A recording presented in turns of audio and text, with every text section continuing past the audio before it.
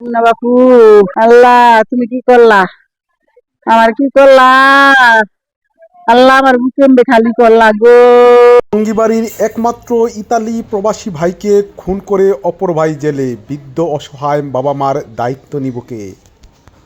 পরিবারের কাছে টাকার মেশিন হিসাবে খ্যাত ছিল এই ইতালি প্রবাসী নয়ন, কিন্তু অপর বড় ভাইয়ের দুই স্ত্রীর কাছে বিষয়টি ভালো লাগেনি তাদের। তাই বড় ভাই এই খুনি হুমায়ুনের কান ঝালাপালা করে তাকে ক্ষিপ্ত করে তোলে ছোট ভাইয়ের বিরুদ্ধে। ছোট বাড়ার মানে টাকার মিশিং বাবা মারে টাকা পয়সা দেয়, খাওয়া লওয়া সবকিছু করে, মানে দেহে চিকিৎসা করে।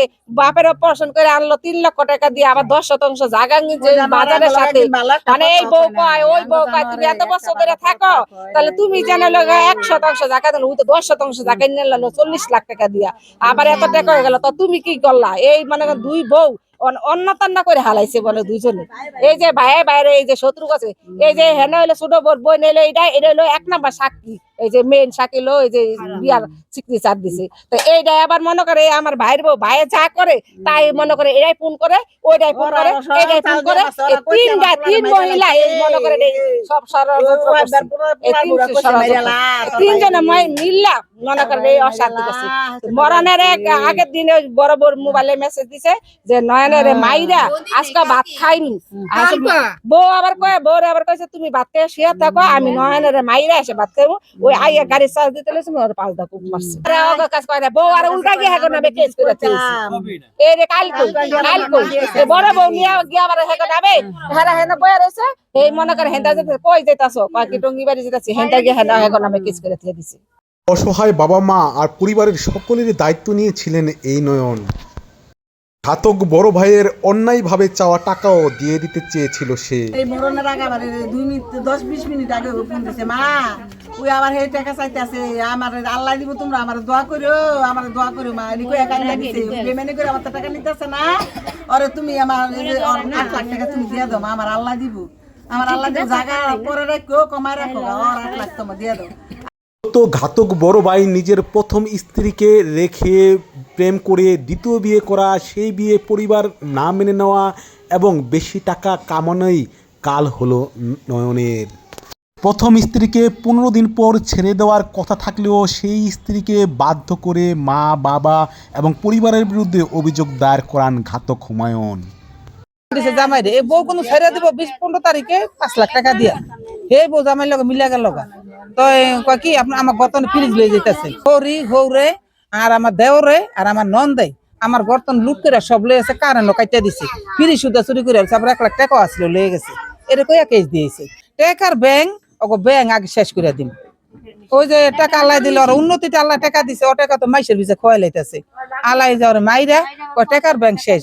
ওখানে ইলে মোবাইল লিয়া সবার যার লগে এড সবারই দিতেছে। আমার ওই যে বড় বোর এই যে বোনের দিছে আগে, এই হের আবার ওই জামাইরে আবার এই যে ওরই নিছে, কয় এই যে দেখ।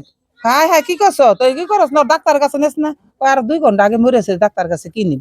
তো আমার হে বোর খালাই আবার কয় হ্যাঁ নয় হুমান তুই কি করছ, শিখিতে ডাক্তার কাছে নেই।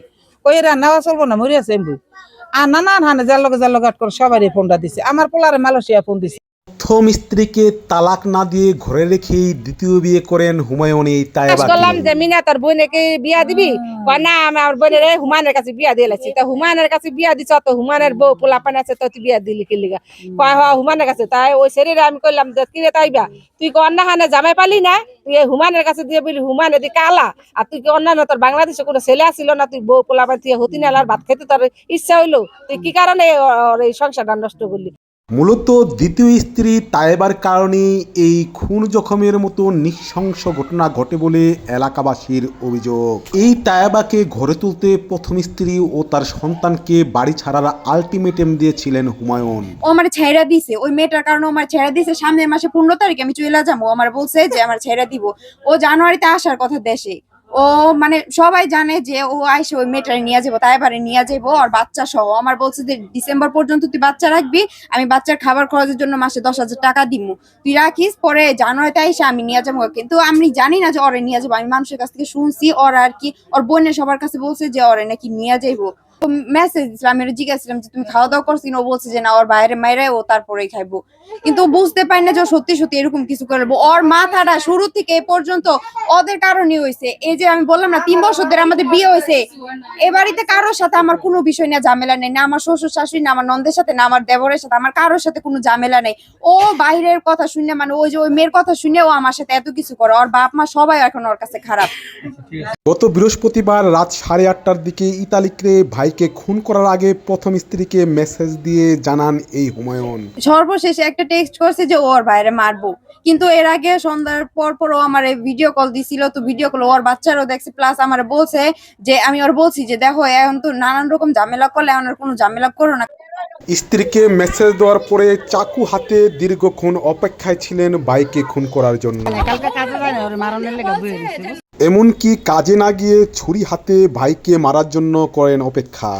কাজের থেকে আসছে সাইকেল দিয়া, ইটালি সাইকেল চার্জ দিতে হয়, ওই যে স্কুটার দিয়ে আসে, ওই স্কুটার ওর বাসার নিচে হলো গ্যারেজ, ওই গ্যারেজে চার্জ দিতে গেছে, উঠতে হয়ে ওটা চার্জ দিতে নিয়ে সর পিছন ছুরি মেরে আর শুধু দুই নারীর দ্বন্দ্বের কারণেই ইতালিতে খুন হলো ভাইয়ের হাতে একমাত্র ভাই। এতে বৃদ্ধ বাবা মার এখন চরম অসহায় অবস্থা, তাদের দেখার মতো আর কেউ রইল না।